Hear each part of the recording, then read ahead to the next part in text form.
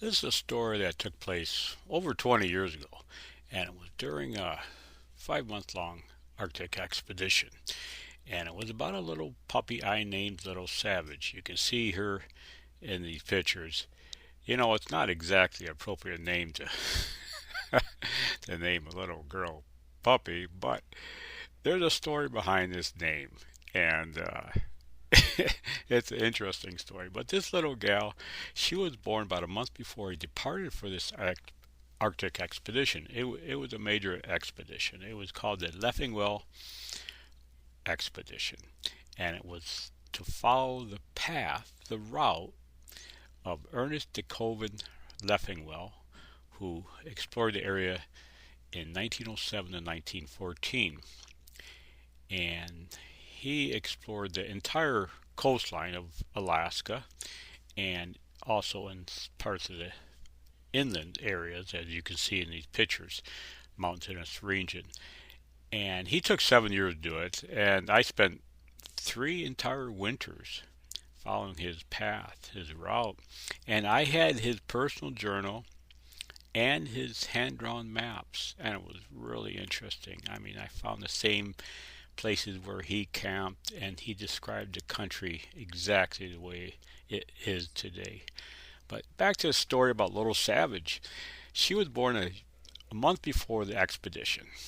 And so I wanted definitely to bring her along. I took all my dogs along. I had 23 actually altogether.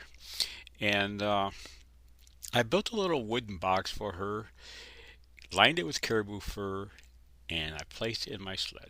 And there she stayed in the daytime while we traveled, and at nighttime she stayed in my tent.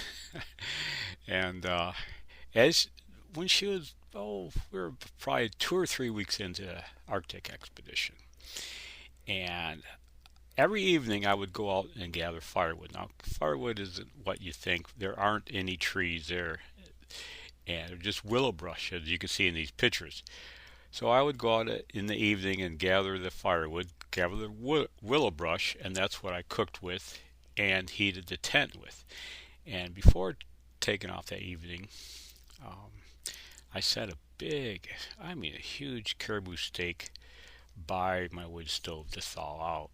And I took off on my snowshoes and gathered firewood. Came back about an hour later, and there was this little girl pup. I mean, she was sitting on my sleeping bag, blood everywhere, and her face, it almost looked like a clown smile. It was covered with blood, and I swear she was smiling.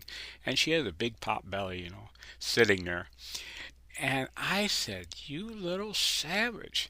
Because she ate that entire steak that I was saving for dinner. And that's how that name come about.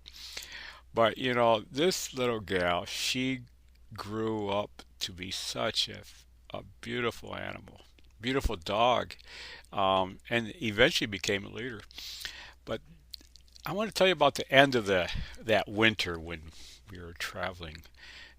We had traveled 5 months without seeing any people whatsoever.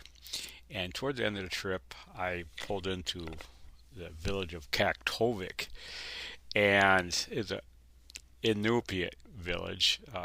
Sometimes they call it Barter Island.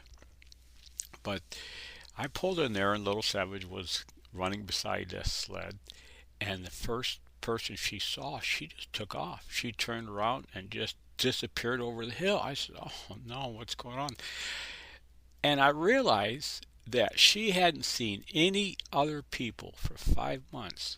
I mean, this is only person she knew was me, and the only world she knew were the Malamutes around her. And she loved this team. She played with the dogs all day long when we weren't traveling. And even at nighttime, she would go out and harass them to play. And this was her life. And to see a whole different world like that must have shocked her. And she took off running. Well, she came back, of course. But this was an interesting story. I have many, many more stories to tell. Just hang in there, folks, and I hope you enjoy this, and God bless.